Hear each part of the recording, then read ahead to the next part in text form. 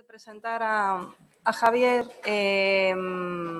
aproveito ese convite a participación que vos facía Andrea con eses obxetos, non, que estaban nas mesas, que mellor algún se incorporou máis tarde e despois siguen estando aí, van estar todo o día. E despois, como é evidente, tivestedes que atravesar esta intervención, non, educativa que vos propusemos, está aberta a vosa participación, non? Sabedes os materiais abaixo.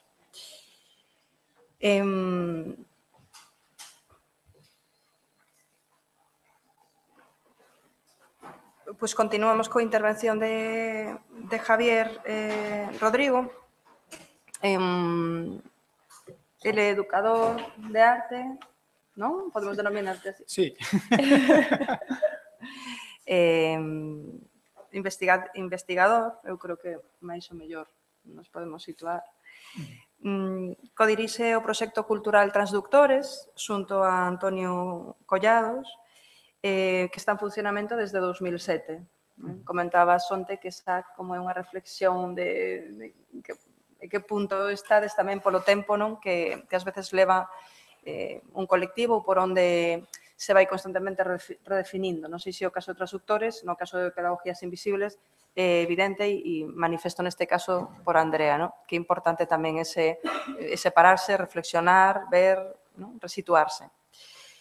Con esta plataforma de investigación, de mediación, traballaron en formatos seminarios, obradoiros, mediacións, exposicións, bueno, podemos distintas. E agora mesmo, non? Baixo este título que el nos propón, Entre medias dos bens comuns, cruzamentos e conflictos entre políticas culturais e educativas, penso que podemos dar un paso distinto, non? O que nos propoñía Andrea. Comparten, o meu xuizo, determinadas finalidades, non? Pero os modos penso que son diferentes, non? Como, lóxicamente, por outro lado, ten que ser. De todas formas, ahora nos comentará Javier. Se máis vos deixo con... Moito obrigado por la invitación. Desgraciadamente no falo ni portugués ni gallego, ni portuñol. Me encantaría, y más cuando estudié en la Universidad de Salamanca, que está muy cerca de Portugal, está mucho más lejos de Inglaterra, pero desgraciadamente tienes que aprender antes inglés que portugués o gallego para salir al mundo. Dicho esto, a la hora de plantearme la presentación, la relatoría para el Consejo de Cultura de Galicia, una de las cosas que más me interesaba, y un poco entendiendo que justo Andrea ya iba a hablar de muchos procesos, proyectos y todo el significado de educación más arte, etcétera, con la que compartimos muchos marcos, también diferencias, hay que decir, que también es interesante decirlo y que eso no conlleve un conflicto, sino diferentes formas de repensar y repensarnos. Sí que me di cuenta de un poco por la situación actual coyuntural donde estoy y donde está Transductores, me interesaba daros una visión un poco más global de políticas culturales y políticas educativas, sin que por ello no intentase aterrizar o situar esta visión en prácticas, en un conjunto de cuerpo de acciones o de estrategias y, sobre todo, intentar repensar un poco a nivel de reflexión general. La presentación que proponía en este momento tenía esta idea de entre medias de los bienes comunes y el otro día cuando estaba pensando la presentación, qué imagen poner, se me ocurrió, bueno, ahora que estamos con todo el tema de los bienes comunes, lo común, la distribución de la riqueza, etcétera, si ponemos bienes comunes en Wikipedia, ¿cuál es la imagen que ilustra este concepto, no?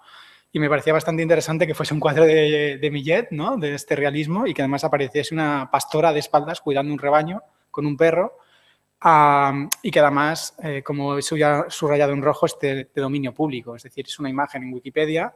El proyecto de Wikipedia, sabéis que es un proyecto colaborativo de trabajo común para destronar la jerarquía casi patriarcal de la enciclopedia. De hecho, hay jornadas de Wikipedia feministas para que más mujeres editen y construyan conocimiento desde el género en Wikipedia. Y me pareció una imagen muy bonita que la idea que venía en el fondo a subrayar es esta idea de entre medias los bens comuns, cuáles son los cruzamientos y conflictos entre políticas culturales y políticas educativas. y hablar de lo que hace una pastora que cuida un rebaño, de un rebaño que en el fondo tiene un ecosistema con un bien común como es el campo, que es necesario en Galicia. No he puesto la imagen de un monte porque me parecía demasiado evidente, de hecho. Y con un perro pastor al fondo también, me parecía como bastante icónica de precisamente de esta idea de cuáles son los conflictos y los cruces que puede haber entre educación y cultura, no porque lo haya pintado Millet, insisto en esto, sino por el imaginario que estamos poniendo en juego y porque me pareció bastante poético esta idea de la pastora, de una profesión que, bueno, como sabéis, se está perdiendo. Hay universidades de pastores, sobre todo en la parte de Cantabria, y de hecho en Transductores en la primera exposición trajimos a Fernando García Godoy con Campo Adentro, que era uno de los impulsores de la Universidad de Pastores del norte de, bueno, León, Burgos y toda la parte de Cantabria. Y un poquillo esta idea que intentaré entrelazar en la conferencia, intentar un poco justamente trabajar esta parte del entre medias, ¿no? Y pensar qué tiene que ver esta imagen de la pastora con las políticas educativas y culturales. Intentar ver si al final engarzo tiene algún tipo de relación. También deciros que lo he propuesto como 3 actos, como un poco los marcos de partida, qué fricciones o tensiones me encuentro entre las políticas educativas y culturales y qué prácticas y retos. Y que al mismo tiempo es una presentación que prácticamente es nueva. No me apetecía mucho venir con prácticas del 2010-2011 de Transductores. También me apetecía como mostrar algo nuevo con muchas dudas, con muchas reflexiones, un poco igual que magníficamente ha hecho Andrea, de plantear más preguntas que conclusiones y dejarlo un poco abierto. Y también porque en el fondo ahora, claro, me encuentro en una situación en la que he pasado de alguna forma a asesorar al Ayuntamiento de Barcelona y también he tenido una parte bastante implícita en movimientos municipalistas en la ciudad y en la que se ha dado ese salto en el que personas que venimos de proyectos más independientes o pequeños o emergentes, que estábamos en la sombra, que éramos extraños, que éramos bastante precarios en nuestras vidas, de repente hemos ocupado posiciones de poder que no sé si ha sido queriendo o no y que también nos ha generado conflictos internos. Y lo quería también generar un poco esta idea de intentar plantear qué pasa en esos momentos y qué supone la construcción de políticas culturales o educativas. Bueno, el marco de partida, como he dicho, es esta idea de entre medias, de los bienes comunes. Entre medias es surgir entre, que no quiere decir ni que sea una cosa ni la otra, ¿no? Quiere decir que es algo que irrumpe entre medias del arte y la educación y demás cosas, que es un poco lo que explicaré más adelante, pero al mismo tiempo que rompe, intenta conectar sin que disuelva las identidades. Y esta es la gracia un poco. No es un puente en el sentido de ida y vuelta, sino podríamos decir que es una plaza que se convierte en un puente, que está entre medias de 2 realidades y que también deja pasar cosas y al mismo tiempo puede vaciarse. Y ese entre medias, en el fondo, la práctica de Transductores ha sido y nos ha sido siempre como muy difícil de definir. De hecho, estamos en la famosa encuesta de arte y educadores y lo primero que nos preguntamos es que esta categoría también la podemos aceptar o no, pero no porque seamos como contracategorías, sino porque en el fondo las prácticas que hemos hecho han cruzado tantas relaciones y preguntas sobre qué es ciudadanía, qué es cultura, qué es urbanismo, qué es el derecho a la ciudad, qué es el derecho a la educación, etcétera, que en el fondo casi este entre medias para nosotros supone este vaivén, que son 2 imágenes que utilizo bastante últimamente en presentaciones y en digamos, comunicación con diversos grupos, que es el campo de la Cebada en Madrid, precisamente. Es un campo autogestionado por un conjunto de ciudadanos con una cesión ciudadana. Y la suerte que tuve en el 2013 investigando en Madrid es que pude asistir a bastantes de sus asambleas. De hecho, me tocó el marrón de intentar dinamizar una de esas asambleas. Se pensaron que yo era experto en hacer estas cosas y yo creo que no supieron a quién estaban invitando.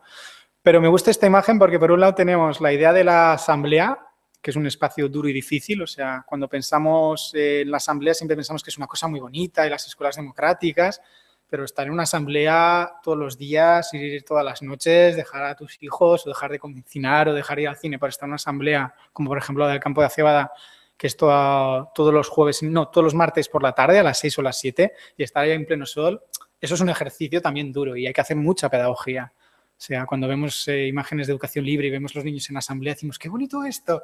Esto cuesta, no es fácil, hay que hacer un esfuerzo y también tiene una tensión.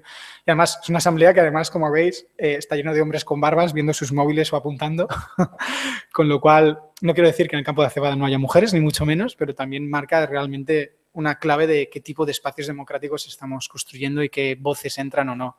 Y la pongo al lado de una imagen que me parece muy divertida, que es el zafarrancho de limpieza, que básicamente es que en el campo de la cebada a veces mueren tanto de éxitos, sobre todo en los campos de verano, en la universidad de verano, con cineforums, charlas, etcétera, que el mismo grupo que hace la asamblea tiene que limpiar el espacio y tienen que hacer espacios de cuidado y de volver a generar que esto esté ahí.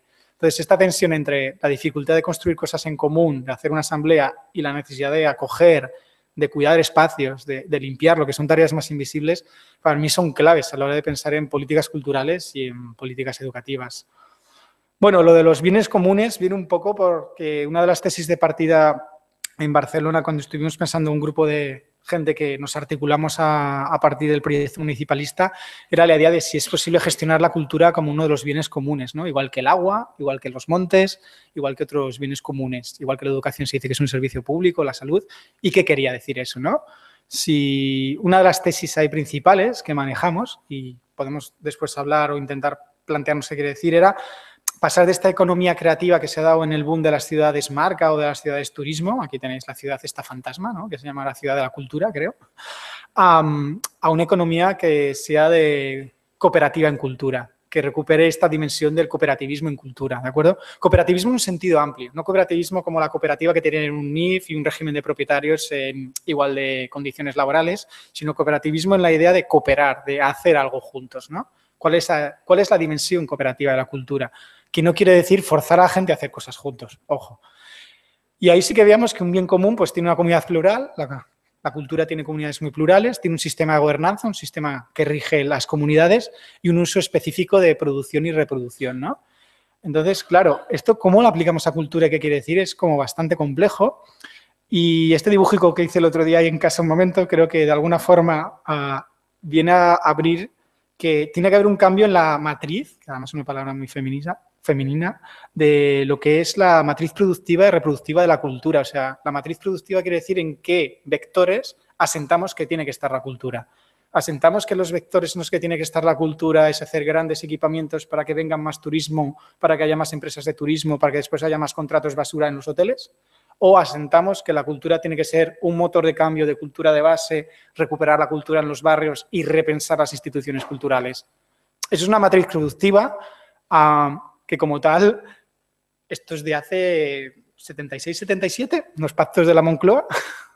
Quiero decir que no es una cosa fácil de repensar, que nos conlleva un arco casi a finales de los 70 y casi al 36-39, por decirlo de forma rápida, y que de alguna forma hace una reflexión que va mucho más allá de repensar simplemente si el arte y educación es una tendencia porque el mundo del arte ahora lo está viendo o porque hay jornadas por todos los lados, que nosotros somos partícipes y somos parte de ello, que hablan de esto, ¿no? Además, en este sentido es como la tercera vez que vengo a Galicia, primero invitado por el Grupo Baleiro, después por la Universidad también de Santiago, y me hacía gracia como volver ahora con el Consejo de Cultura, es como, ¡guau!, voy escalando posiciones. Entonces, también, en el fondo, es una relación en la que yo viví inverso de personas como Lidón Beltrán, con la que aprendí en la Universidad de Salamanca en el 2002, que venían de otras tradiciones y que no puedo dejar de citar en el sentido de que hay arcos que son largos, ¿no? Igual que ellas tienen a María Caso y María Caso vendría de otros sitios, de la Complutense. Creo que eso es importante trazarlo para pensar que si estamos hablando de un nuevo sujeto ciudadano de la cultura, y hablo de, bueno, en @ ciudadano-ciudadana o en X, que ahora transgénero exigen el X ahí, el arte y la educación, este versus u contra, tendría que estar cruzado por nuevas formas de institucionalidad, en un sentido amplio, de escuelas, de centros culturales, de administración pública y nuevas formas de pensar la ciudadanía. Entonces, si este binomio de alguna forma lo queremos atravesar por ese entre medias, tendría que estar constantemente pensado por cómo estas esferas de alguna forma se articulan o dialogan para generar nuevas formas de institucionalidad y nuevas formas o nuevas relaciones de ciudadanía. Hay incluso feministas que hablan de cuidadanía y no de ciudadanía, por ejemplo, ¿no? Entonces, todo eso sería interesante pensarlo a la hora de pensar cuáles son las relaciones, insisto de nuevo, en este binomio entre arte y educación o políticas culturales /más políticas educativas. Discursos y tensiones que nos hemos encontrado y he encontrado durante bastante tiempo analizando programas culturales, analizando estrategias de partidos, analizando estrategias de instituciones culturales. Voy a citar 3 o 4, seguramente hay muchos más. Ya quiero decir que esto es una reflexión como muy situada del contexto de Barcelona, ¿de acuerdo?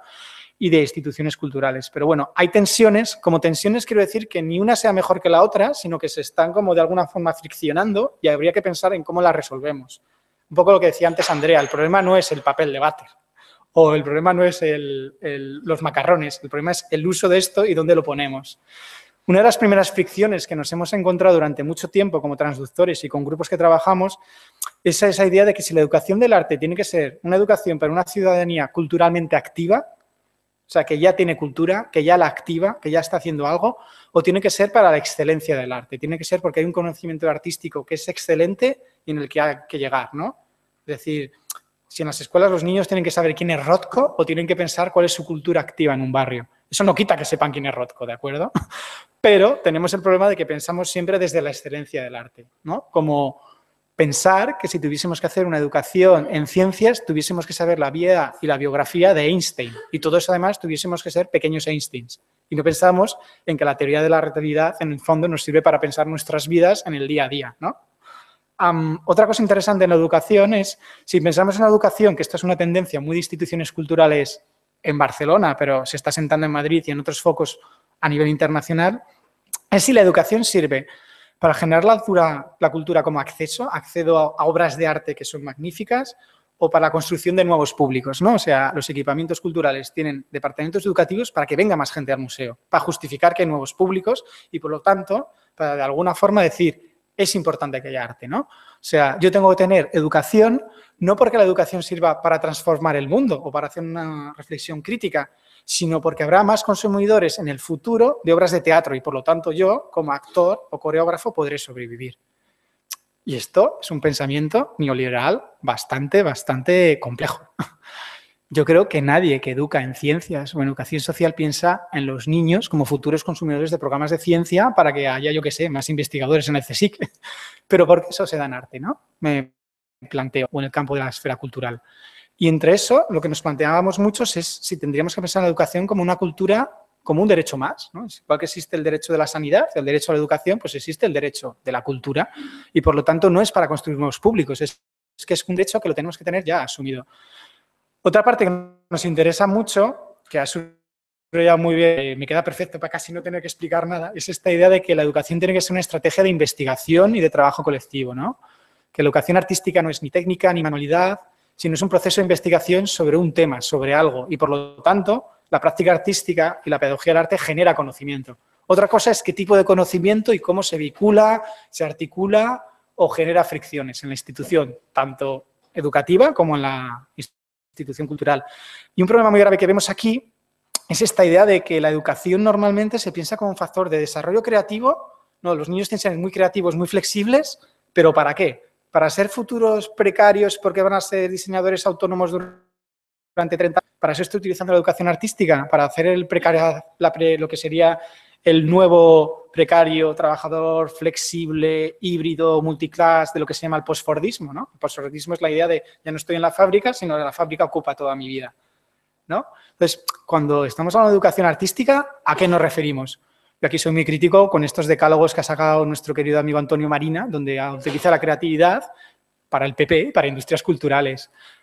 Incluso hay estudios desde Inglaterra que demuestran que el impacto de las industrias culturales ha generado más precarización, más feminización del trabajo y, sobre todo, más camareras en las grandes industrias, en las grandes ciudades. Entonces, si utilizamos la educación artística, ¿para qué lo estamos utilizando? Para un sujeto político que tiene que tener una vida activa, sea la que sea, estando con alguien al lado, reconociendo a un otro, estando implicado en un proceso social de un barrio, o simplemente porque sabemos que el multitask y las múltiples inteligencias generan sujetos que son mucho mejores para trabajar en equipo y que, por lo tanto, serán mucho mejores para entrar en estructuras de empresas como Google.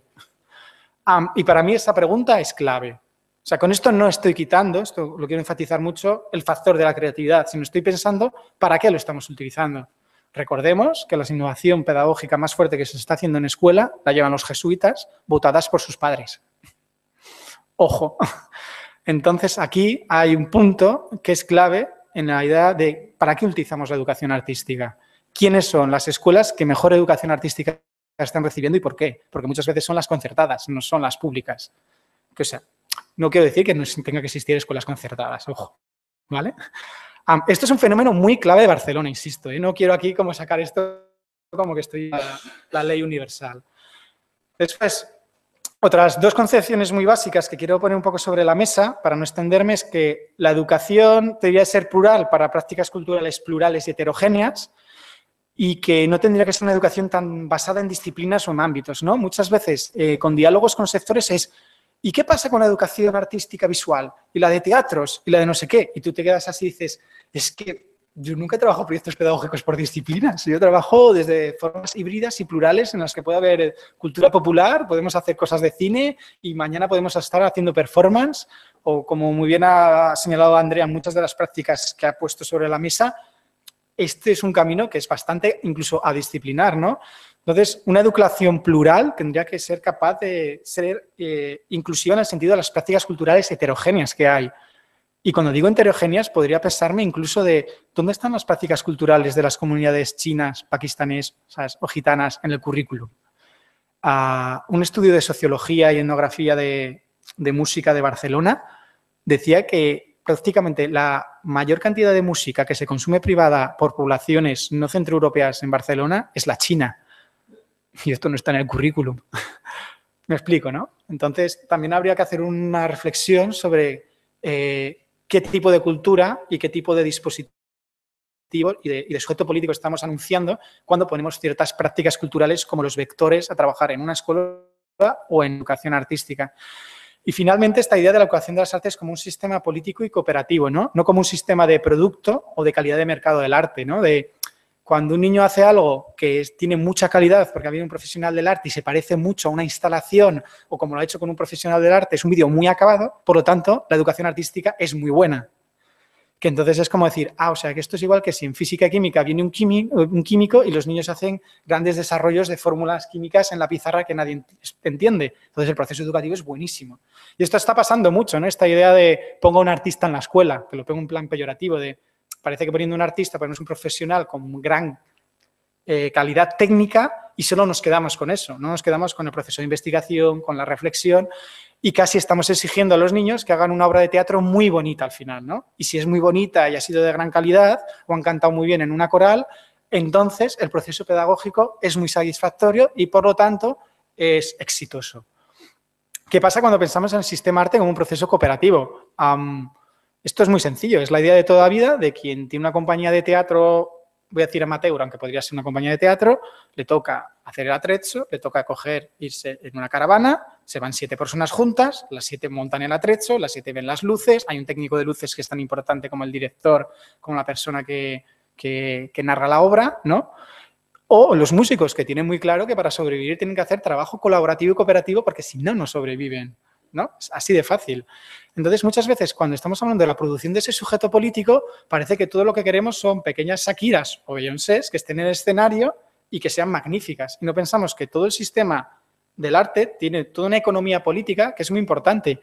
Quién cuelga el cuadro, quién lo comunica, quién está detrás de un escenario, quién hace el atrezzo, son profesiones de la cultura del arte y son cooperativas. Cooperativas en el sentido de que si no existe un trabajo común, eso no existe. La obra no se produce, ni se reproduce, ni se disemina. Entonces, siempre pensamos que tenemos que hacer como pequeños hip-hoperos o raperos o shakiras que vayan a un escenario, pero no pensamos que la educación artística tiene muchas dimensiones que también se podrían trabajar de forma cooperativa.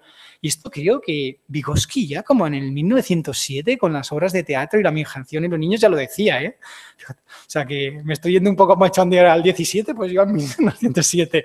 Quiero decir que reinventando la rueda, eso es verdad, si no estamos un poco pensando dónde estaban las ruedas y qué bueyes necesitamos. Dicho esto, voy a explicar cómo que, claro, fricciones y cruces que hay institucionales.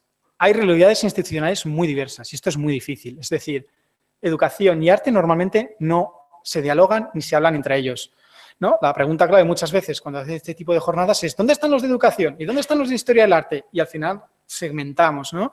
Y esto en Barcelona nos ha pasado igual, o sea, es muy difícil ir a hablar con el consistorio de educación y ir a hablar con la comunidad para hacer cosas en común, porque la misma administración pública está segmentada. Y esto hay que reflexionar sobre ello. Pero es que también los espacios ciudadanos están muy segmentados, ¿no? un poco el museo con los niños, los discapacitados por aquí, la educación formal con sus cursos de formación para profesores, los másters pero para educadores de arte. Y esta fragmentación no ayuda realmente a pensar de forma integral sobre los espacios de educación y de vida. Y habría que replantear, si queremos generar estas formas, cuáles son esos espacios nuevos o cómo se pueden un poco ir haciendo más porosos. Yo no estoy hablando de hacer una gran revolución, y creo que muchas ya sabéis cómo hacer esos espacios porosos, pero sí generar esos canales de interlocución entre diversas instituciones. Que las realidades institucionales sean muy diversas quiere decir que también hay falta de transmisión e innovación en general. Estoy hablando en general. O sea, en Barcelona nos encontramos proyectos considerados de 7 u 8 años como creadores en residencia que no tienen una evaluación hecha desde la administración o que no se han planteado otros modelos de trabajo en escuelas. Por lo tanto, hay una gran diversidad de modelos muy invisibles, tanto en escuelas como en otros museos, pero se da el monopolio de algunos modelos y a veces son tendencias personalistas, que alguien ha ido a Escocia un día, le ha encantado no sé qué, y ya ha vuelto y ya está. Y dice, ahora hay que hacer no sé qué porque se hace en Escocia o en Barcelona, muy divertido porque el modelo era Quebec, el independentismo. Entonces, si nos podíamos parecer al Consejo de Cultura de Quebec, la leche tú. Y entonces te encuentras modelos de pedagogías transgénicas, ¿no? Esa idea de la soja transgénica, que se implementan muy rápidamente, que tienen mucho éxito, que a la administración pública le viene muy bien porque en 2 años el político se hace la foto o quien sea, o el director de un centro de arte, y nos encontramos esa idea de marcas blancas, de educación y cultura de bollería industrial, este fast food, ¿no? Y nosotros nos preguntamos si no que habría que pensar qué modelos ya había y cómo podemos recuperarlo, porque muchas veces esas jornadas la gente dice, es que esto en los 80 ya se hablaba. Entonces vamos a traer a la gente de los 80 y vamos a ver cómo lo hicieron, qué hicieron, qué no hicieron y darle como una reflexión, ¿no? Y dejar de pensar cuál es la next big thing que pasa, yo qué sé, en Sydney o en Brasil con la Bienal de Sao Paulo, por decirlo de alguna forma, porque son dispositivos en los que todas estamos de alguna forma embutidos, ¿no? Cuando pensamos en políticas culturales. Y finalmente, lógicamente, la idea de falta de mapas, diagnósticos reales o ideas sobre sostenibilidad, que es quiénes, dónde, cómo, qué usos, qué tiempos, qué ritmos, que son preguntas como muy tontas y que en el fondo, cuando tú te pones a decir cómo planificarías la política cultural de una ciudad, no existen esos datos. Es que no existen, no es que estén guardados en un cajón y tal, es que básicamente no existen investigaciones sobre esto. Básicamente, entre comillas, quiero decir, es genial la investigación de arte educadoras. Por ejemplo, existe el libro de Svaluar sobre cartografía que trabajaron durante 5 años. Centro de Arte 2 de Mayo acaba de sacar una publicación, una investigación sobre su trabajo con escuelas. Existen cosas, ¿no? El MUSAC hizo un libro sobre su trabajo y hizo una investigación, pero son casi como grandes excepciones, ¿no? Entonces, si no nos planteamos quiénes somos, de dónde partimos y hacia dónde vamos, es bastante difícil que podamos pensar en estos cruces. Y esto es una cuestión que a lo mejor se podría hablar aquí en cualquier tipo de diseño de políticas públicas, ¿no? Y después está esta idea de cómo trabajamos con ecosistemas reales y modos de economía social y solidaria, que para nosotros es clave en la mutación de la economía creativa, esta que he hablado, a la economía cooperativa de cultura. Y también que está toda esta idea de que si la mediación es una moda o no, si es algo que ahora hay que hacer o no hay que hacer porque todo el mundo está obligado, porque todas las instituciones están pensando en ello. Hay instituciones que están contra la mediación porque piensan que es como, yo qué sé, antes se hablaba de arte público, pues ahora se tiene que hablar de arte y mediación porque hay 5 bienales que lo hacen. ¿Estamos reinventando la rueda o realmente estamos haciendo una transformación institucional? Y yo, que ahora ocupo, y lo puedo decir en algún momento dado, una situación de poder, también me encuentro con esta idea de, es que ahora vosotros sois los de la mediación. Y digo, ¿vosotros? Pero si es que llevo aquí desde el 2012 y no me comía nada. O sea, no creo que esto sea una cosa de como una carrera en la que somos como la nueva tendencia, ¿no? Como esa especie de prêt-à-porter en la que siempre ha estado sumergido las prácticas artísticas, ¿no? Bueno, estas son como las fricciones, propuestas. A ver qué tal voy de tiempo. Muy bien, media horita me queda, menos mal. Espero que sea sido entendible y no haya sido muy marciano lo que he dicho, porque os digo que era un reto explicar esto, que es como un corpus teórico que incluso estamos todavía digiriendo. Por lo tanto, esta ha sido como la primera vomitada. Dicho esto y esta excusa, voy un poco a propuestas y vectores. Voy a recuperar una cosa que es una práctica que he estado haciendo en Tabacalera, en Donosti, en el Centro Cultural de Tabacalera, y me interesa un poco por el trabajo de escucha y de ecodiseño de protocolos de trabajo conjunto entre instituciones culturales, territorios y redes. El caso de estudio es, como he dicho, Tabakalera Donosti, es un centro cultural y como traductores nosotros hemos estado trabajando básicamente casi 2 años, el periodo del 2013 hasta prácticamente septiembre de 2015, pero voy a explicar solo un periodo pequeñito como de casi aproximadamente 1 año, que es como forjamos o constituimos lo que fue Escuntza, que es el departamento de mediación, educación del Centro de Arte. Tabakalera es un centro que se ha abierto, es una antigua fábrica de tabacos, de ahí Tabakalera, había unas 50 en todo el estado. Es un mastodonte, de hecho yo siempre hacía la broma de que es el último gran elefante blanco que se ha abierto en el Estado español. Mastodonte porque tiene 6 pisos y cada piso es como un campo de fútbol, no mastodonte porque lo diga yo, ¿de acuerdo? Y es un centro polivalente, hay muchas entidades dentro y hay un centro cultural de producción contemporánea que se llama Tabakalera, que está dentro de lo que es la antigua fábrica. Lo curioso de Tabakalera, como ya muchas conocéis el proyecto, es que fue un vaivén de diversos programas culturales y modelos de ciudad de Donosti, hasta que en el 2012 finales se convoca un concurso público, lo gana en este caso Ania Rodríguez, y se empieza a hacer un trabajo previamente a abrir el edificio. Y en ese momento Ane nos llama a Transductores, por un lado, y llama por otro lado a Artasia, que era una asociación también de mediadores que habían trabajado en Euskal Herria, en el País Vasco, tanto en Bilbao como en Vitoria-Gasteiz. Y un poco nosotras lo que nos planteamos es hacer un tándem para hacer un trabajo colaborativo con el barrio. Casi es un encargo de la institución decir, a mí me gustaría, antes de abrir puertas, poder trabajar con el barrio y empezar a hacer sinergias o relaciones, casi con 2 años previo. Y había habido un pequeño proyecto previo de paisaje transversos que habían ido como dinamizando diversas rutas y espacios del barrio.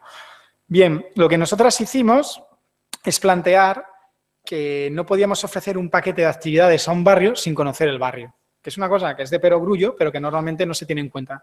Entonces, básicamente lo que hicimos es, estuvimos 4 meses, lo llamamos a la intemperie, no porque en Donosti haga frío y llueve, sino en la intemperie en el sentido de vas a sitios donde no te sabes qué te vas a encontrar y lo imprevisto es importante.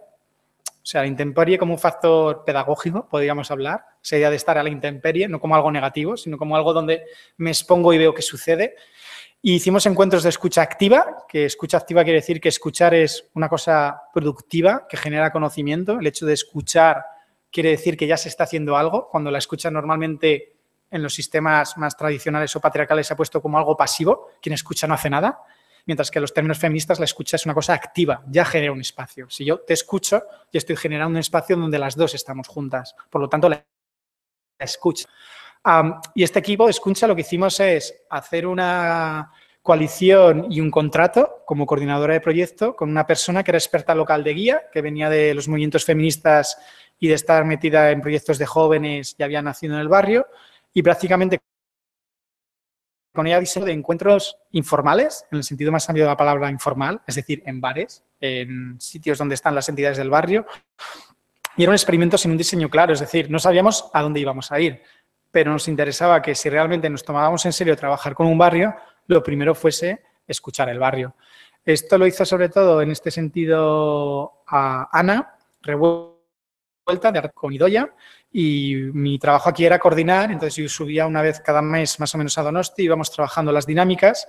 Este es el barrio de guía y lo que hicimos fue un análisis de trabajo de las líneas y temáticas desde los actores del barrio, que esta persona nos iba diciendo que nos podíamos reunir y surgieron conversaciones sobre intereses de espacio público, de memorias, del uso del euskera, que es una cosa bastante potente allá, y también lo que un poco es trabajar desde la idea del codiseño, de no venimos a ofrecer paquetes de servicios, sino venimos a pensar qué tiene Tabakalera y juntamente. Y esto era un aprendizaje mutuo, pero en el fondo era un doble salto mortal o pirueta, porque primero, las entidades están muy relacionadas a un modo de servicios. Yo te ofrezco un taller para hacer un mural en la plaza y ellos se lo piensan y te lo compran o no, o dicen, perfecto, ¿no? Y claro, nosotros estamos hablando de, no, es que pensamos que es un departamento operativo que al menos puede tener una traza de 4 o 5 años. Nos estamos conociendo para ver qué hacemos en 4 o 5 años. La gente se queda como, ¿eh? Si aquí nadie piensa en 4 o 5 años, en general, en trabajo comunitario. Y a eso le sentamos que éramos un centro cultural y, lógicamente, había resistencias. No todo el mundo estaba a favor de que en Eguía hubiese un centro cultural y nosotros los poníamos. Lo sabemos, pero también es una parte del factor que hay, de cómo se está trabajando en el barrio y entendemos que puede haber muchas otras formas de relacionarse. Y, de hecho, lo primero que nos decían es que esto era muy raro que un centro cultural estuviese en espacios ciudadanos o en espacios donde la comunidad se junta. Esto quiere decir que íbamos a las reuniones de la coordinación de entidades que seguía Visiric, donde se juntan todas las entidades del barrio y aparecíamos allá. Y cuando nos veían siempre pensaban, ¿qué venís? ¿A vendernos una expo? ¿A que participemos en un proceso? No, venimos porque hay que estar. Y punto. Y esto no se entendía o se tomaban en tintín como, ¿qué sois, los modernitos que vais a venir y aquí en 3 meses vais a desaparecer y así parece que Tabacalera ha cubierto como el rol social?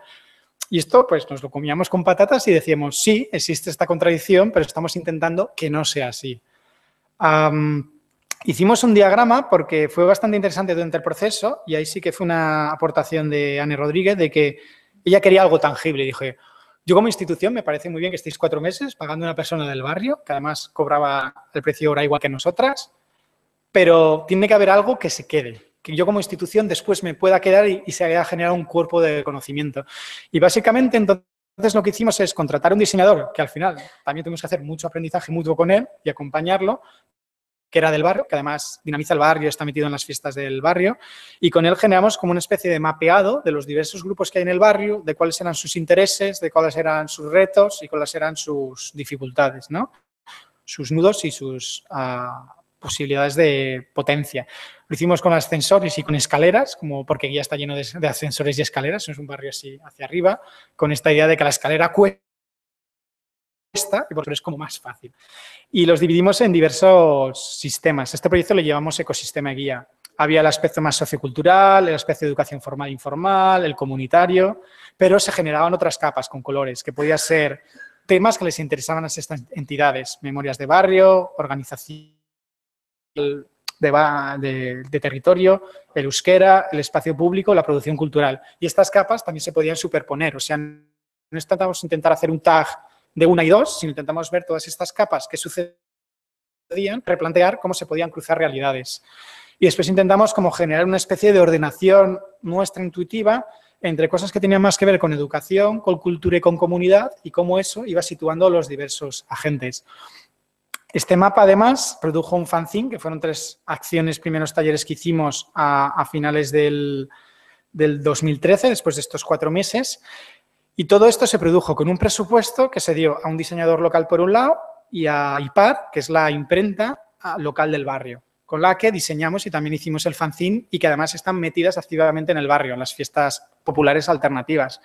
Y nos interesaba este experimento porque ahí no simplemente queríamos explicar que Tabacalera quería trabajar con el territorio, sino que el departamento educativo, al menos, parte de sus recursos y de sus capitales, los podía distribuir en un ecosistema, como kilómetro cero, si queréis, entre comillas, que fuese redistributivo con esos agentes, aunque fuese porque trabajamos con la imprenta local o con el diseñador de al lado, y no ir al diseñador que nos hubiese hecho el mapa Chupiguay, que puede ser colega nuestro en Barcelona, para entendernos, ¿no? En este ecosistema, ¿no? En general, este tipo de relaciones. Nos hicimos preguntas como cuáles son los modelos necesarios para dar cabida a relaciones sostenibles y no invasivas entre centros culturales, entidades locales y productores. ¿Cómo pasamos de la dependencia a la corresponsabilidad? Que para nosotros era una pregunta clave en este tipo de modelos de trabajo y ir más allá del consumo cultural, del paternalismo o del rol de expertos, ¿no? Y cómo podíamos aceptar la resistencia, cuándo era necesario insistir más, cuándo era necesario decir, este grupo no quiere trabajar con nosotros y no pasa nada. O sea, hay otros grupos y es importante que este grupo sea autónomo y tenga su resistencia y tenga su imaginario antagonista sobre la institución tabacalera. Y no tenemos por qué convencerles, no estamos haciendo misiones en el barrio, ni mucho menos. Y a partir de estas reflexiones sacamos como líneas. Una fue pedagogías y espacio público. Nos metimos en la red de ciudades educadoras, que es como este movimiento de Tonucci, que ahora en Donosti está como muy potente, y de nuevo íbamos allá y nos preguntaban, ¿y qué hace un centro cultural en una red sobre ciudades educadoras? Y siempre era gracioso porque nadie está acostumbrado a que vengan personas de una institución con su tiempo y remuneradas, con este perfil, a estar en redes comunitarias, a estar en sus espacios. y simplemente estar, escuchar y ver qué se puede sacar. Hicimos otra línea que es Ikusten ikasten, un juego de palabras, que es como Veo Veo, que es sobre educación y narrativas visuales, porque detectamos que tanto en institutos como con artistas era una línea que les interesaba hacer. Otra que era pedagogías feministas, que esta era propia casi, pero al mismo tiempo también descubrimos que había AMPAs de padres y madres que estaban con el tema de cocrianza. Hicimos este dibujillo que intentamos que fuese un niño que parece un pesebre, pero bueno, nos quedó católico feminista. Después otra línea que trabajamos es mediación / investigación. Esta idea de tenemos que esforzarnos en sacar tiempo para reflexionar nosotras. Ahora mismo las compis, porque yo ya no estoy trabajando en el proyecto, dicen que no tienen este tiempo, que ya la vorágine del espacio les ha comido, pero se intenta que cada 2 meses haya un encuentro en el que una temática base, una compañera la lleve unos textos, una reflexión, se ponga en común y al menos durante 1 hora y media o 2, todo el equipo educativo actual, que son 6 personas, puedan estar reflexionando sobre eso. Aunque sea una cosa tan tonta como la visita guiada tiene que ser a partir de la palabra o el cuerpo. Y ya está, o sea, los cuidadores de sala. O qué pasa cuando trabajamos con gente del barrio que no quieren hacer talleres y quieren visitar el edificio porque es muy chulo. Y esas preguntas las ponemos y la idea es como generar una especie de escuela popular de mediación, pero que las mismas educadoras tengan tiempo y, que es muy importante, tiempo retribuido, que se entienda que eso es importante, ¿no? O sea, que se entienda que generar ese conocimiento a largo plazo, en 5 años, va a hacer que este equipo sea sostenible. Igual que a 5 años, si estoy trabajando con las redes de ciudades educativas, sabré quién está trabajando con quién y si tengo que hacer un proyecto de arte público, me es mucho más fácil que tener que ir a buscar o a pescar comunidades en territorios, ¿no? Una de las líneas de acción. A ver cómo vamos. Vale. Voy a pasar a otra, esta me la salto, que es como otro clásico de Barcelona, de transductores, y voy a ir a lo que estamos haciendo actualmente ya como Javier Rodrigo a nivel individual y personal, que es la profesionalización dentro de lo que es un plan de culturas de Barcelona, del Ayuntamiento de Barcelona, y que de alguna forma estamos como 6-7 personas trabajando como asesores externos. Estamos contratados, pero por un encargo, no es un contrato profesional y laboral. Y estamos un poco trabajando a partir de un encargo que también depende, en este caso, del Consejo de las Artes de Barcelona, que tiene una entidad autónoma, un poco como el Consejo de Cultura gallego, ¿no? Pero a nivel municipal. Y una de las primeras cosas que siempre nos hemos planteado es esta idea de caminar preguntando, que es un lema zapatista, ¿no? Que es la idea de hacer algo, caminar, pero en ese caminar preguntarnos qué hacemos y hacia dónde vamos. El plan de culturas, en plural, tiene como 4 ejes que están relacionados, no los entendemos como estamentos separados, que es proximidad y cultura comunitaria, que es nueva institucionalidad, que es innovación y ciencia ciudadana y que es sostenibilidad, recursos y economía cooperativa. Y lo que está haciendo es intentar trabajar en diálogo con los sectores y con la ciudadanía, entendiendo que son 2 ámbitos que tienen que empezar a trabajar de forma más estrecha y generando como nuevas relaciones, ¿no? Os explicaré un par de ejemplos de lo que estamos haciendo. La investigación que estamos haciendo es más como una investigación basada en la cultura del prototipado. Quiero decir, hacemos algo, pensamos cómo funciona y es como la fase beta. Si funciona, hacemos la 1.0. Si funciona mejor, la 2.0, la 3.0. Esto es mucho como cuando en el Ubuntu te dicen actualiza tu sistema operativo al 12.1, ¿no? Esta idea que viene mucho de la ciencia abierta de estamos prototipando constantemente. No tenemos como un producto fijo que da una solución, sino que es un código más abierto y, por lo tanto, podemos pensar que un plan de culturas no es como los libros blancos de la LOCSE, ¿no? Que eran como una especie de brindis al sol de expertos que lo ponían todo en un sitio y después quedaba como un decálogo que era imposible aplicar a la administración pública, ¿no? Que fue como se hizo en bastantes libros blancos, si no me equivoco, en los años 80. Entonces, nosotros hemos partido un poco la suposición de, ¿y si los planes de cultura como planes de políticas de administración pública son más planes de investigación y acción? Se hacen acciones de prototipado, se plantean, generan acciones directas que incluyen a la ciudadanía, al sector cultural y a la administración pública, ¿no? Hardware y software, y si vemos que funcionan, vamos implementándolos y los vamos rescalando a nivel de ciudad. Por lo tanto, no es como decir, vamos con este armatoste y hay que bajarlo a la ciudad, sino generamos relaciones y a partir de ahí vamos testeando. Que es un poco la idea de proyectos piloto, ¿de acuerdo? O sea, vamos a engañarnos que es como hacer un proyecto piloto, ver si funciona y vas viendo y matizando qué sucede. Voy a dar ejemplos muy sencillos. Por ejemplo, proximidades en plural.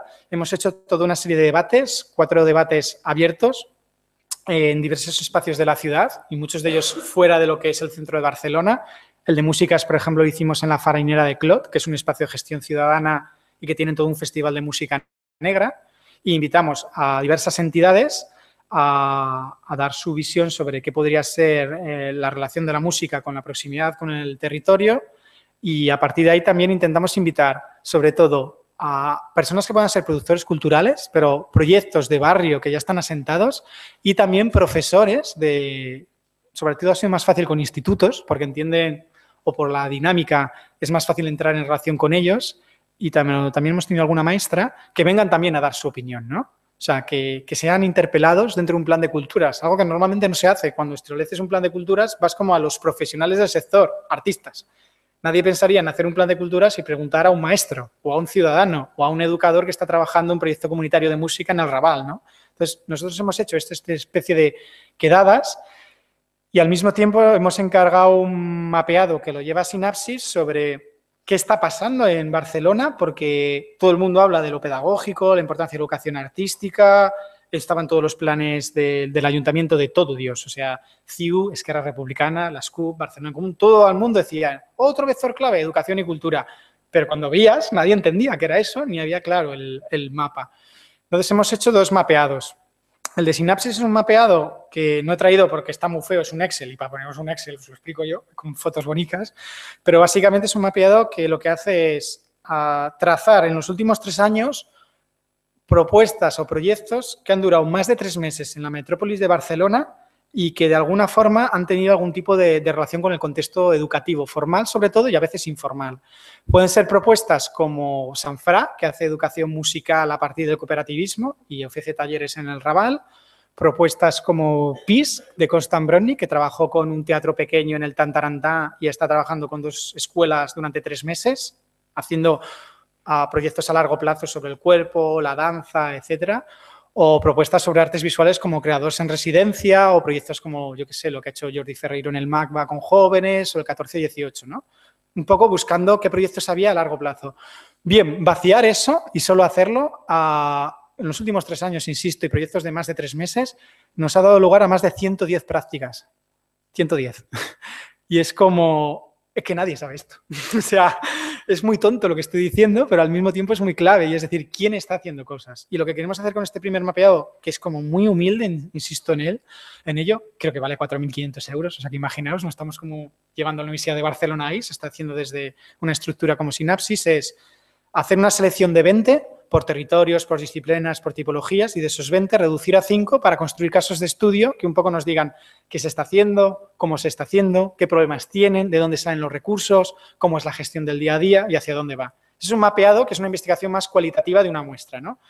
La suerte que hemos tenido es que al mismo tiempo, ya desde la dirección de proximidad, se está haciendo otro mapeado, que es un mapeado de la oferta de enseñanzas artísticas.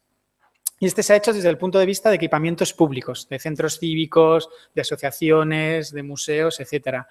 Y este mapeado es muy interesante porque lo que ha demostrado, que se podía decir como intuición, pero ya es una hipótesis que podemos refrendar, es que en Barcelona hay una gran desigualdad entre los barrios del centro y algunos que tienen un PIB muy alto, donde las ofertas de educación artística son claves y hay mucha, y otros barrios donde no hay nada, como La Mina o como, por ejemplo, Torre-Baró. Torre-Baró es conocida por ser la ciudad de desahucio. Creo que es el distrito del Estado español que más desahucios tiene al día, 23, 24. Hasta, bueno, no sé, con Barcelona Común a lo mejor lo han bajado, no quiero estar aquí especulando.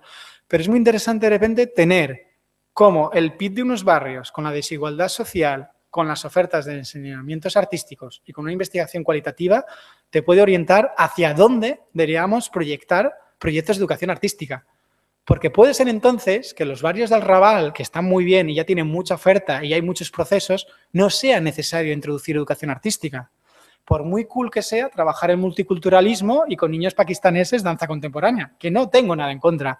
Pero si estamos hablando de la cultura como un bien público, es más interesante intercedir en barrios donde ni siquiera los centros cívicos pueden ofertar talleres gratuitos para que los niños empiecen a tener algún tipo de acceso a una experiencia cultural significativa desde la administración pública. Ojo, eso no quiere decir que ellos no tengan sus experiencias culturales, pero no está habiendo ese tipo de primera oferta.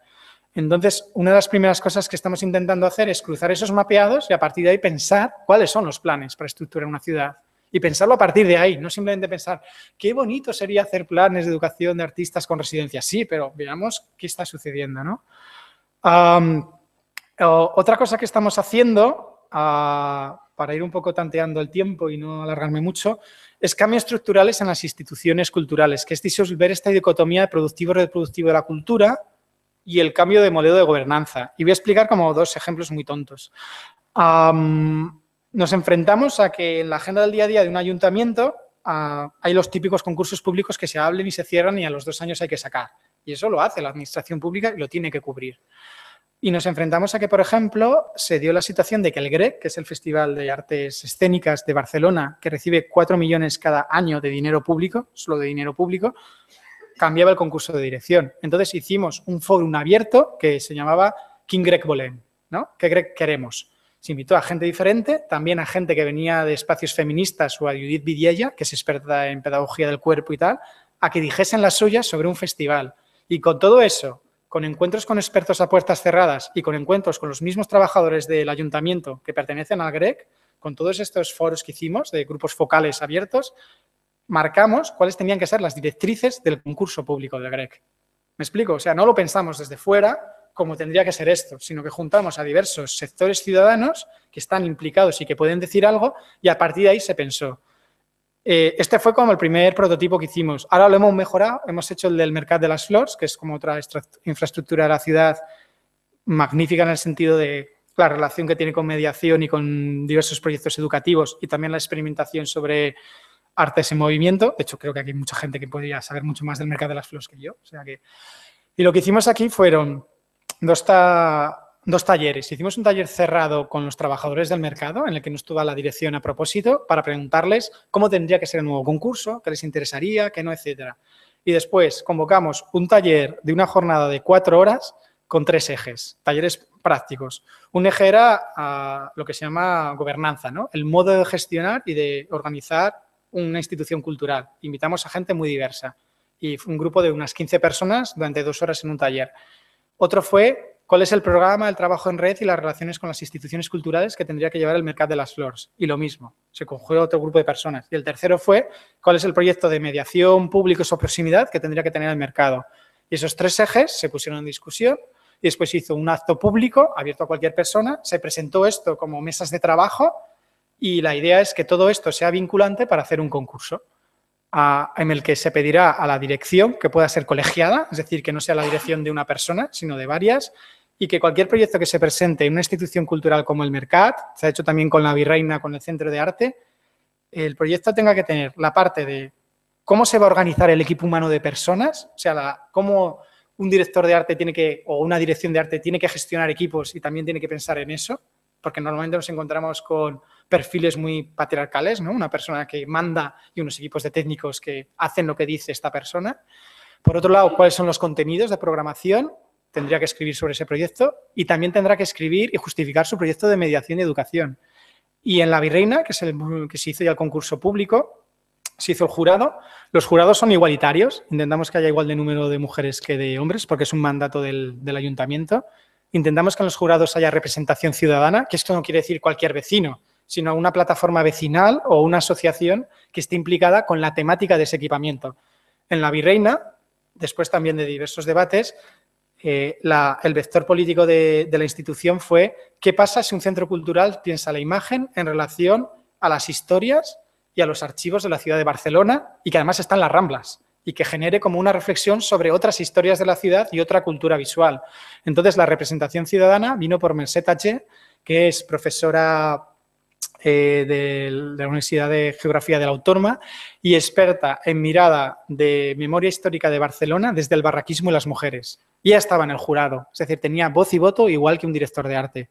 También estaba Zoe López, que es coordinadora de Intermediae, como experta en mediación.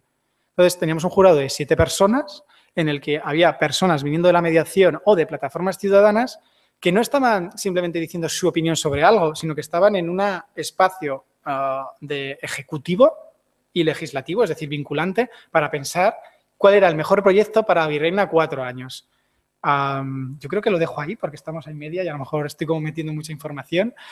Y simplemente decir que otro proyecto que también estamos implicados es Cohabitar Entre, que ha sido otro concurso público que se ha hecho en el Centro de Arte, con el vector de mediación, ciudadanía y práctica cultural, y en este caso se ha ganado con una gran coalición entre transductores y densidad a la Fundición y Sinapsis.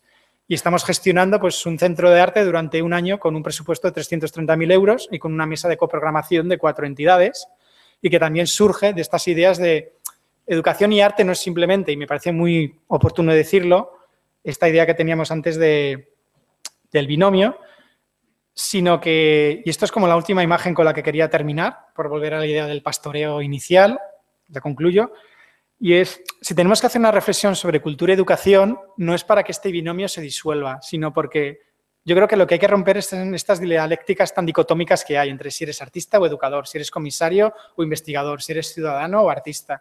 Que estas dicotomías vienen del sistema y lo único que hacen, creo, es diferenciarnos más e incluso enemistarnos entre nosotras. Y también las jerarquías institucionales. O sea, la relación entre cultura y educación no es para reforzar una pirámide institucional. No es para que el ciudadano, el artista o la educadora sea el nuevo director del arte y vuelva a ser una especie de semidios de Miurgo, esa imagen que he puesto arriba, ¿no? La pirámide griega, de egipcio, que de nuevo ocupa un lugar de poder, ¿no? La tesis de partida es que una relación entre cultura y educación, si son bienes públicos, es una nueva redistribución y es como una nueva economía política de la cultura, que lo que hay es jornaleros, jornaleras de la cultura, cuidadores, cuidadoras de la cultura, hay comuneras, hay bruxas, veigas, hay ciudadanas, hay migrantas, y si estas categorías las entendemos desde política cultural y empezamos a repensarlo así, entonces dejaremos de tener pirámides de si hay un comisario o son 4 comisarios mujeres y empezaremos a pensar si tenemos huertos comunitarios, para utilizar esta imagen, en la que entre todas cuidar, cultivar y producir cultura, ¿no? Y para mí esta mutación, que es una fase de trabajo, es muy compleja, porque insisto, es que nos estamos retroyendo a un arco de 30 años y casi un siglo, y que la redistribución y la nueva economía de la política y de la cultura es un reto en el que nos enfrentamos a día de hoy y que creo que todas y todas nos tendríamos que pensar hasta qué punto podemos asumir los retos de ser jornaleras, artesanas y brujas de la cultura y no simplemente ser artistas en este sentido, ¿no? Y bueno, lo dejo así, no sé si ha sido muy lioso, si se ha entendido o no, preguntas, dudas, fricciones o en el debate, veremos si esto que digo se comunica bien o no. Y moito obrigado.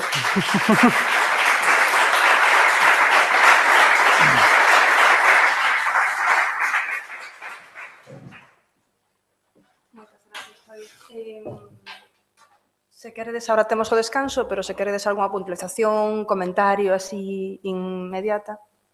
Por ali. Buenas tardes, compañera. Es muy interesante el proyecto de Transductores, un proyecto que seguimos desde hace bastante tiempo. Preséntate, perdona. Soy Francisco Porto, de La Tamuda. Ah, vale. Sería interesante también que comentases un poco el contexto con el que ya os encontráis, tanto en Barcelona como en Donosti, porque creo que es interesante figuras como Pedro Soler o Ángel Mestre, por ejemplo, José Anito, también el trabajo que han hecho, sobre todo con Tabacalera, o colectivos como Artelab, por ejemplo, que también están haciendo bastante acción como activismo cultural en ambas zonas. Sí, bueno, en Tabacalera, bueno, explica un poco el primer origen. Ahora se están haciendo proyectos a partir de todo ese primer cultivo, pero uno de los retos que ha habido, que tú lo acabas de señalar, es que pese a este intento de que la mediación fuese importante, todavía todas las cosas están demasiado departamentalizadas.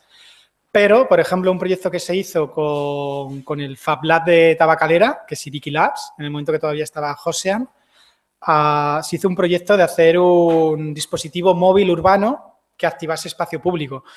Pero no se hizo desde esta idea que a veces se hace de arquitectos que lo diseñan ellos, lo ponen, queda como un objeto y a ver si las comunidades lo utilizan, sino que se invitó a Ia Visirik, que es la coordinadora de entidades, que ya querían hacer algo para activar sus plazas y se les puso en contacto con Mauhaus, que son un colectivo que también tienen sede con la Universidad de Donosti y que trabajan este tipo de procesos de diseño. Entonces, hicimos todo un trabajo en que la comunidad estaba con Mauhaus construyendo este dispositivo móvil y cuando se construía y se diseñaba, madres y padres que querían utilizarlo en la plaza ponían ya los pros y los contras. Y cosas tan tontas como tiene que ser así de estrecho porque lo vamos a guardar en la radio comunitaria del barrio, que es Sanchecha Chanchacum, y si no, no entra por la puerta. Entonces se diseñó ya pensando no solo en su uso, sino en su cuidado. Se diseñó pensando que tenía que ser modular y no grandote, porque ya está lleno de cuestas y a ver quién sube y baja un dispositivo así. Entonces se pensó en una estructura tren que permita a 4 o 5 personas, ¿no?, en rollo hormiga, llevar el dispositivo a otro lado del sitio, y se generó todo un protocolo abierto, que es muy de código abierto esto, de instrucciones para volver a hacerlo. Aparte de que con Mauhaus y con Leire, la coordinadora de educación, se fue al vertedero donde está toda la basura de las ferias populares y de todo lo que la administración pública genera de madera, y se recicló para hacer el dispositivo. Es como un ejemplo muy pequeño en el que transitamos de trabajar solo en el departamento educativo a decir, si es que tenemos un Fab Lab al lado, ¿qué estamos haciendo que no trabajamos conjuntamente, ¿no? Entonces estamos un poco, en este momento hay proyectos que están hibridando esto, ¿no?, que están intentando ver un poco como lo que se están haciendo desde NIARTE Educación o como están trabajando también en Media Lab, que no es que tiene que ser una esfera pequeñita, sino que se puede incluir otros procesos de producción cultural o de ciencia ciudadana. Hay un grupo que se llama Zoom, de jóvenes que trabajan con audiovisuales y programan sus audiovisuales y programan charlas y debates, y es como autoorganizado. Entonces, eso es una coalición entre educación y audiovisuales. O hay un grupo de padres y madres que viene de la escuela pública con la que hemos trabajado durante un año, que madres lactantes que no tienen espacio donde estar con sus niñas, en Donosti, que llueve constantemente, un poco como aquí, y entonces de repente tienes una gran infraestructura que tiene unos patios brutales y no está dando acceso ni cobijo a esta situación. Este grupo de cocrianza y lactancia se puso en contacto con nosotras y lo que hemos desarrollado es una línea de investigación con Iriki Labs, con el Fab Lab, de cómo codiseñar espacios de maternidad con arquitecturas efímeras y con código abierto. Es como un proceso de investigación, es como un grupo de trabajo como los que tenían Media Lab o como se han tenido aquí también con otros espacios de ciencia ciudadana. Y ahí es donde nos interesa trabajar, ¿no? O sea, viene un grupo de madres, nos plantea esta problemática y vamos al Fab Lab y vamos a la directora y la directora nos dice, pero es que esto no es un centro cívico, las madres lactantes que se vayan al centro cívico.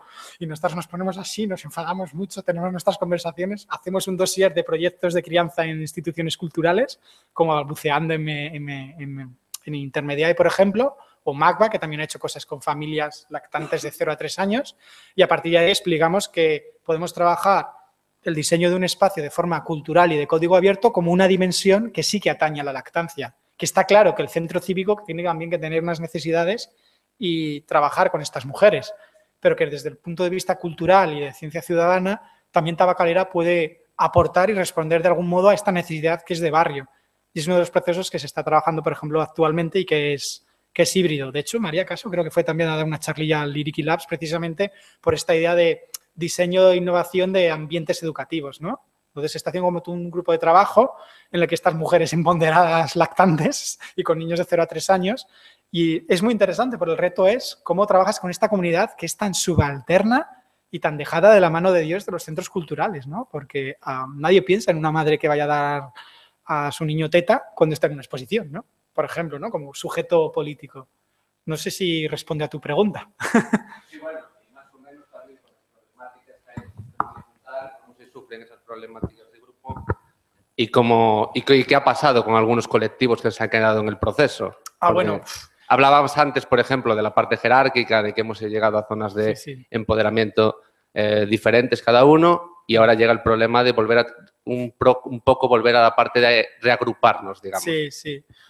Ha habido grupos con los que no hemos podido trabajar y se han hecho procesos de acompañamiento en Tabacalera. Hubo un grupo de mujeres muy interesante, pero sus dinámicas de trabajo eran que ellas querían ser como comisarias y Ana Revuelta, que era su educadora, la querían casi como asistente o chacha de producción. No, tú tráenos a este y tráenos a no sé qué. Y Ana era como, no, yo soy una mediadora y soy una persona. Vamos a hablar, vamos a debatir. Y a la tercera vez que esto no pasó, entramos en lo que llamamos corresponsabilidad, que no es dependencia, es, bueno, nosotros trabajamos con grupos comunitarios, sí, pero no para que reproduzcan las dinámicas del poder o del patriarcado cultural, de ahora son ellas las comisarias y quieren hacer todo, ¿no? Y queríamos un poco como cambiar esas dinámicas. También nos ha pasado a veces con otros grupos que hemos intentado activar y que no ha podido ser. Y lo más difícil de esto es explicarlo a la dirección, porque en el fondo estás poniendo recursos humanos y estás trabajando en esta intemperie, ¿no? Y esto es una cosa que cuesta mucho, mucho, mucho. Y no voy a mentir, porque todos sabemos que al final las instituciones culturales, pero también la administración pública, necesito hacer una memoria donde vengan los hitos y los resultados, ¿no? Y es muy difícil justificar que te has gastado 1000 y pico euros en un proyecto que al final no se ha hecho ni siquiera un taller con mujeres, ¿no? Y que incluso ha sido una fricción. Yo no hablaría de fracaso ni de éxito, porque creo que entrar en esas dialécticas no nos conviene, pero que ha generado una fricción, pero que a lo mejor ha generado un proceso de aprendizaje para nosotras, ¿no? Pero eso no queda muy claro dentro de la institución. No sé, esas son cosas que un poco comparto mucho con toda la primera presentación de Pedagogías Invisibles con el proyecto de Ni Arte ni Educación, de cómo trabajar sobre esa idea de la incertidumbre, de la vulnerabilidad y que a veces reaccionas de forma muy conservadora y te ves en un papel y en un rol que no querías, pero que también tienes que asumir como institución. E reflexionar sobre as contradiccións, non, que implica, e que apuntaba Andrea. Sí, sí. Alguén máis quere algunha aportación ou comentario? Bueno, se vos parece, facemos ahora un descanso. Simplemente agradecer as intervencións de vos dous, de que viñeres e participarades. Na mesa redonda continuaremos a plantexar, non sei se posibles respostas a todas as preguntas do meu texto introductorio do programa ou faremos máis preguntas, non, e máis cuestións, pero bueno, niso estamos. Pois a unha recomezamos de novo a sesión. Nos hemos ido muy tarde.